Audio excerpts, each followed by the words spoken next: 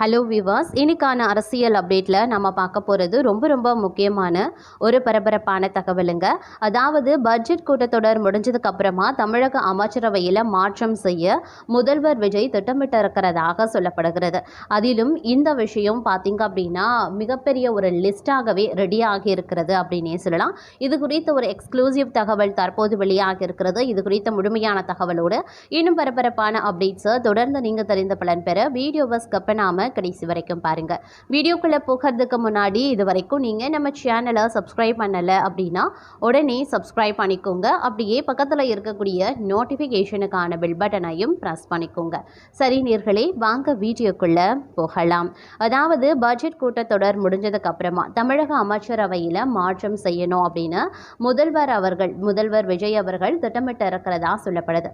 தொடர்ந்து புகார்களில் சிக்கக்கூடிய 4 அமைச்சர்கள் இந்த லிஸ்டில் இருக்கிறதாகவும் அதுல ஒருவர் காங்கிரஸ் கட்சியை சேர்ந்த அமைச்சர் அப்படின்னும் தகவல் வெளியாகி இருக்கிறதுனால தாவேக அமைச்சர்களிடையே பரபரப்பு அதிகமாக தொற்றி கொண்டிருக்கிறது. தமிழக சட்டமன்ற தேர்தலில் வெற்றி பெற்று தாவேக ஆட்சியை பிடிச்சிருந்தாங்க. முதல்வராக விஜய் பதவியேற்றுமிருந்தார். அவரது கேபினெட்ல விஜயுடன் சேர்த்து 35 பேர் அமைச்சர்களாக இருக்காங்க. இதுல செங்கோட்டையனை தவிர அனைவருமே முதல் முறை அமைச்சர்கள் ஆனவங்க. இதனால அமைச்சர்களினுடைய செயல்பாடுகள் குறித்து உளவுத்துறை மூலமாக தகவல்களை முதல்வர் விஜய் பெற்று வருவதாகவும் சரியா செயல்படாவிட்டால் அவர்கள் பதவியை பறிக்கவும் விஜய் முடிவு செய்திருக்கிறதாகவும் தகவல்கள் கூறுகின்றது. சமீபத்தில் நடைபெற்ற அமைச்சரவை கூட்டத்தில் கூட அமைச்சர்கள் தவறு செய்தால் யாராக இருந்தாலும் நடவடிக்கை பாயும், தெரிந்தவர் தெரியாதவர் என்றெல்லாம் பார்க்க மாட்டேன் அப்படின்னு எச்சரித்திருந்தார். இந்த சூழ்நிலையில அமைச்சர்கள் சிலர் தொடர்ந்து சர்ச்சையில சிக்கி வரும் நிலையில் கேபினெட்ல சில அதிரடி மாற்றங்களை செய்ய விஜய் திட்டமிட்டிருக்கிறதாக தகவல் வெளியாகியிருந்தன. பட்ஜெட் கூட்டத்தொடர் முடிந்து செப்டம்பருக்கு பிறகு கேபினெட்ல மாற்றம் இருக்கலாம் அப்படின்னு சொல்லப்படுது.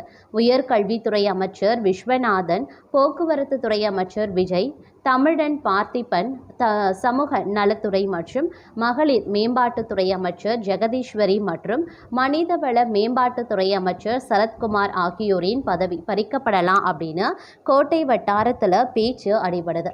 விஜய், தமிழன் பார்த்திபன், விஸ்வநாதன், ஜெகதீஸ்வரி ஆகியோரின் செயல்பாடுகளில் அதிருப்தி அடைந்தாலும் அவர்கள் மீது தொடர்ந்த புகார்கள் எழுந்து வருவதாலும் விஜய் அவர்கள் மீது நடவடிக்கை எடுக்க ஆலோசித்து வருவதாகவும் சொல்லப்படுது. இதே போல சில அமைச்சர்களின் இலாக்காக்கள் மாற்றப்படலாம் அப்படின்னும் தகவல்கள் அடிபட தொடங்கியிருக்கிறது. இந்த பட்டியல் அமைச்சர்கள் கீர்த்தனா, அதாவது தொழில்துறை, கமலி, கால்நடைத்துறை ஆகியோரும் காங்கிரஸ் அமைச்சர் ராஜேஷ்குமார், சுற்றுலாத்துறை ஆகியோரின் பெயர் இருப்பதாகவும் கூறப்பட்டது. நிர்வாக செயல்பாடுகள், துறை சார்ந்த செயல்பாடுகளை வைத்து தாவேக அமைச்சர்களின் இலக்காவை மாற்ற திட்டமிட்டிருக்கிறதாகவும் ராஜேஷ்குமாருக்கு சுற்றுலாத்துறையை விட முக்கியத்துவம் வாய்ந்த பொறுப்பு வழங்கப்படலாம் அப்படின்னும் சொல்லப்பட்டது. அதே போல சமூக நீதித்துறை அமைச்சராக இருக்கக்கூடிய வன்னி அரசுக்கு முக்கியமான துறை ஒதுக்கப்படலாம் அப்படின்னும் இருந்தாலும் விஜய் வசமே இந்த விவகாரத்தில் இறுதி முடிவு இருக்கிறதாகவும் சொல்லப்பட்டது. பட்ஜெட்டுக்கு பிறகு கேபினெட் மாற்றம் செய்ய திட்டமிட்டிருக்கிறதாக சொல்லப்படும். அதே நேரத்தில் இடைத்தேர்தல்களுக்கு பிறகு அதிரடி மாற்றங்கள் இருக்கும் அப்படின்னும் கூறப்படுகிறதுங்க. அதிமுகவில் இருந்து வந்த விஜயபாஸ்கர், எம்ஆர் விஜயபாஸ்கர் மற்றும் மரகத குமாரவேல் ஆகியோரும் கேபினெட்ல இடம் கிடைக்க வாய்ப்பு இருக்கிறதாக சொல்றாங்க. அதிமுகவில் இருந்து எம்எல்ஏ பதவியை 6 பேர் ராஜினாமா செய்து தாவேகாவில் இணைந்துள்ளது. காலியாக இருக்கக்கூடிய அந்த 6 தொகுதிகளுக்கு 6 மாதத்திற்குள் இடைத்தேர்தல் நடத்தப்பட வேண்டும். இருந்தாலும் நீதிமன்ற வழக்குகள் காரணமா இடைத்தேர்தல் எப்போது நடைபெறும் என்பது கேள்விக்குறியாக அமைய பெற்றிருக்கிறது. அதிலும் தமிழக அரசியல் வரலாற்றில் புதிய அத்தியாயத்தை தொடங்கி இருக்காரு நடிகர் விஜய் அப்படின்னு சொல்லலாம். சட்டமன்ற தேர்தலில் அமோக வெற்றி பெற்று முதலமைச்சராக பொறுப்பேற்ற அவர் இன்று தலைமை செயலகத்தில் தன்னுடைய முதல் அமைச்சரவை கூட்டத்தை நடத்திய போது கூட்டத்தின் மாநிலம் முழுவதும் பெரும் எதிர்பார்ப்பை ஏற்படுத்த ஆரம்பித்தது. புதிய அரசின் திட்டங்களை திசையை நிர்ணயிக்கும் முதல் அதிகாரப்பூர்வ ஆலோசனை அப்படிங்கிறதுனால அரசியல் வட்டாரங்கள் மட்டும் இல்லாம பொதுமக்களும் உன்னிப்பாக கவனித்தாங்க. கூட்டத்தில் அனைத்து புதிய அமைச்சர்கள், தலைமை செயலாளர் உள்ளிட்ட உயர்மட்ட அதிகாரிகள் கலந்தும் கொண்டாங்க. சுமார் 2 மணி நேரத்திற்கு மேலாக நடைபெற்ற இந்த கூட்டத்தில் மக்கள் நலத்திட்டங்கள், மாநில வளர்ச்சி, நிர்வாக சீர்திருத்தம் உள்ளிட்ட பல்வேறு முக்கிய விவகாரங்கள் விரிவாகவே விவாதிக்கப்பட்டிருந்தது. கூட்டத்தின் முடிவில் முதலமைச்சர் விஜய் தனது அமைச்சரவை சகாக்களுக்கும் அதிகாரிகளுக்கும் 4 மிக முக்கியமான அதிரடி உத்தரவுகளை பிறப்பித்திருந்தார்.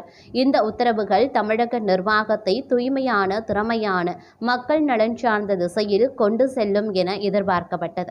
மக்களால் தேர்ந்தெடுக்கப்பட்ட இந்த அரசு மக்களுக்கானதாக மட்டுமே இருக்க வேண்டும் என்று வலியுறுத்திய முதலமைச்சர் விஜய் முதல் உத்தரவாக முழு வெளிப்படைத்தன்மையுடன் கூடிய தூய்மையான நிர்வாகத்தை உறுதி செய்ய உத்தரவிட்டிருந்தார். அரசு துறைகளின் ஒவ்வொரு செயல்பாடும் பொதுமக்கள் பார்வைக்கு உள்ளாக்கப்பட வேண்டும் என்றும் எந்தவித தாமதமோ அலைகழிப்போ இல்லாமல் சாமானிய மக்கள் தங்களுடைய பிரச்சனைகளுக்கு தீர்வு பெற வழிவகை செய்யப்பட வேண்டும் அப்படின்னும் அவர் அறிவுறுத்தியிருந்தார். அமைச்சர்கள் தங்கள் துறைகளை முழு அர்ப்பணிப்புடன் கவனிக்க வேண்டும் அப்படின்னும் வலியுறுத்திய விஜய், நீங்க எடுக்கக்கூடிய ஒவ்வொரு முடிவும் பொதுமக்களை நேரடியாக பாதிக்கும், அதனால் எந்தவித சிறிய தவறுகளுக்கும் இடம் கிடையாது அப்படின்னு எச்சரித்திருந்தார். கோப்புகளை கவனமாக படித்து சட்ட விதிமுறைகளுக்கு உட்பட்டு மட்டுமே முடிவுகள் எடுக்கப்பட வேண்டும் அப்படின்னு அவர் அறிவுறுத்தியிருந்தார். கூட்டத்தின் மிக முக்கியமான பகுதியாக ஊழலுக்கு எதிரான எச்சரிக்கை அமைந்தது. அமைச்சரவையில் இருக்கக்கூடிய எவரேனும் முறைகேடுகளில் சிக்கினால் பாரபட்சமற்ற நடவடிக்கை எடுக்கப்படும் என்று முதலமைச்சர் தெரிவித்திருக்கார். ஆட்சி பொறுப்பு என்பது சுய லாபத்திற்கான வழி அல்ல. என் காதுக்கு ஏதாவது தகவல் வந்தது, தவறு செய்பவர்கள் யாராக இருந்தாலும் மேகா அதிரடி நடவடிக்கை எடுக்க தயங்க மாட்டேன் என்று அழுத்தமாக எச்சரித்திருந்தார். இந்த பகுதி கோட்டை வட்டாரத்தில் பெரும் பரபரப்பை ஏற்படுத்தியது. அமைச்சர்கள் மட்டுமல்லாமல் துறை செயலர்கள், அதிகாரிகள், அரசு ஊழியர்கள் அனைவரும் தங்களுடைய கடமையில தவறக்கூடாது என்று உத்தரவிட்டிருக்கார். அதிகாரத்துவ அலட்சியம் அல்லது முறைகேடுகளுக்கு துணை போனா உடனடி ஒழுங்கு நடவடிக்கை எடுக்கப்படும் அப்படின்னு தெளிவுபடுத்தினார். கூட்டத்தின் இறுதியில முதலமைச்சர் விஜய், மக்களின் நம்பிக்கையை பெற்று இந்த நாற்காலியில் அமர்ந்திருக்கிறோம், அதை ஒருபோதும் சிதைத்துவிடக்கூடாது அப்படின்னும் இது என் கட்டளை என்றும் உறுதியுடனே தெரிவித்திருந்தார். இந்த அதிரடி நகர்வுகளுக்கு மூத்த அமைச்சர்கள் வரவேற்பு தெரிவித்தனர். ஒரு மூத்த அமைச்சர், தலைவர் மிக தீர்க்கமாகவே இருக்கிறார், தவறு செய்பவர்கள் தப்பிக்க முடியாது என்பதை முதல் கூட்டத்திலேயே உணர்த்திவிட்டார் என்றார். அரசியல் விமர்சகர்கள் பொதுமக்களின் எதிர்பார்ப்புகளை நிறைவேற்றி தமிழகத்தை முன்மாதிரி மாநிலமாக்கும் நோக்கத்தில் இந்த நடவடிக்கை அமைந்துள்ளது என்றும் அவர் பாராட்டு தெரிவித்திருந்ததும் குறிப்பிடத்தக்க ஒரு விஷயமாகவே பார்க்கப்பட்டு வருகிறது. அது மட்டும் இல்லாமல் தற்போது முதலமைச்சர் விஜய் அமைச்சரவையில் 34 பேர் இடம்பெற்றிருக்காங்க.